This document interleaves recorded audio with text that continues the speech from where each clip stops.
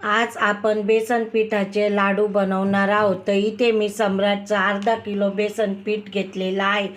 तसेच 1.5 वाटी इथे मी साखर घेतलेली आहे. ही साखर आपण मिक्सरला बारीक करून घेणार आहे पिठी साखरेप्रमाणे. तसेच यामध्ये मी जायफळ आणि वेलची पूड देखील घेतलेली आहे व काजू बदामाचे बारीक काप केलेले आहे. लाडूला लागण्यासाठी इथे मी गावरान तूप देखील घेतलेलं आहे. चला मग आता आपण रेसिपीला सुरुवात. बेसन पीठ हे चांगलं खरपूस भाजून घेण्यासाठी इथे आपल्याला थोडंसं गावरान तूप टाकून घ्यायचं आहे. जास्त एकदम टाकायचं नाही. पीठ हे गॅस बारीक करूनच भाजायचं आहे, फुल गॅस करायचा नाही.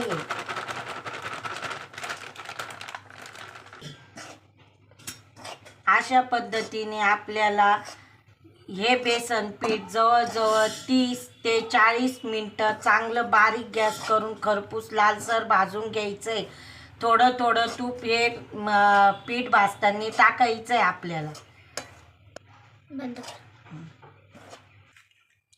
तसेच यामध्ये आपल्याला परत गावरान तूप थोडं थोडं टाकून घ्यायचं आहे आणि पुन्हा भाजायचं आहे. तूप टाकून घेतल्यानंतर परत आपल्याला हे बारीक गॅसवरच चांगल्या प्रकारे पीठ भाजून घ्यायचं आहे. बेसनाचा चांगला खरपूस वास येईपर्यंत बेसन पीठ आपल्याला भाजून घ्यायचं आहे.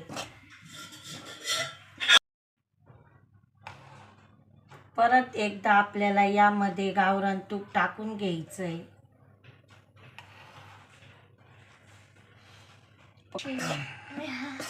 गावरान तूप टाकून झाल्यानंतर पुन्हा एकदा हे अशा पद्धतीने परतून घ्यायचं आहे. हे बघा, अशा पद्धतीने इथे आपल्याला बेसन पीठ या पद्धतीने खरपूस तुपात भाजून घ्यायचं आहे. तुम्ही बघू शकता.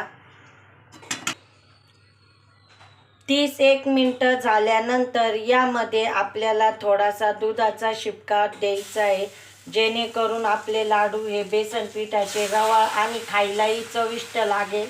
तुम्ही बघू शकता आपले हे पीठ देखील छान फुगलेलं आहे.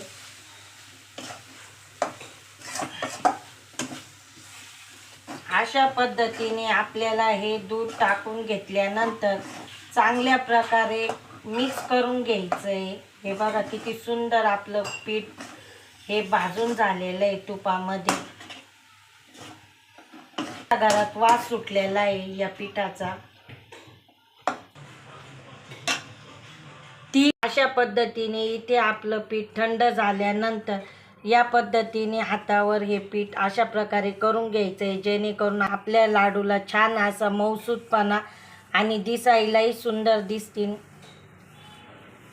तसेच या पिठाचे जर गोळे झाले असतील तर या पद्धतीने आपल्याला करून घ्यायचे, ते गोळे फोडून घ्यायचे. हे बघा, अशा प्रकारे आपल्याला हे पीठ मस्तपैकी चिकन करून घ्यायचं. हे बघा, असं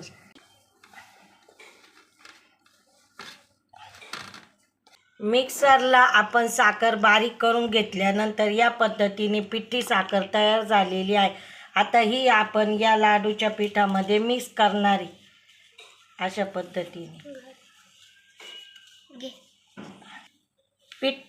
पिठी साखर टाकून घेतल्यानंतर यामध्ये आपण बारीक केलेली वेलची पूड तसेच काजू आणि बदाम हे सर्व यामध्ये टाकून घ्यायचं आहे.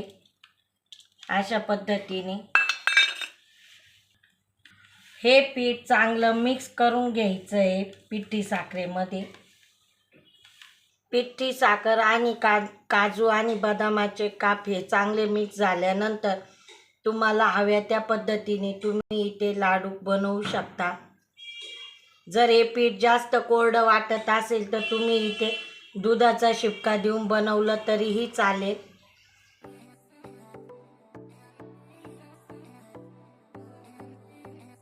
आपल्याला पेढ्यासारखे सुंदर असे सर्व पिठाचे लाडू हे बनवून घ्यायचे. तुम्ही बघू शकता किती सुंदर टेक्स्चर आलेलं आहे आणि आपला लाडू देखील किती छान दिसतोय. चला मग याच पद्धतीने आपण सर्व लाडू बनवून घेऊया.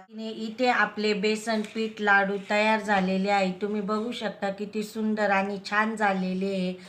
चला तर मग व्हिडिओला लाईक करा, शेअर करा, सबस्क्राईब करा आणि हो, हे लाडू तुम्ही पण करून बघा. जर तुम्हाला हे पीठ कोरडं वाटत असेल तर दुधाचा शिपका देऊन हे अशा पद्धतीने लाडू बांधून घ्या.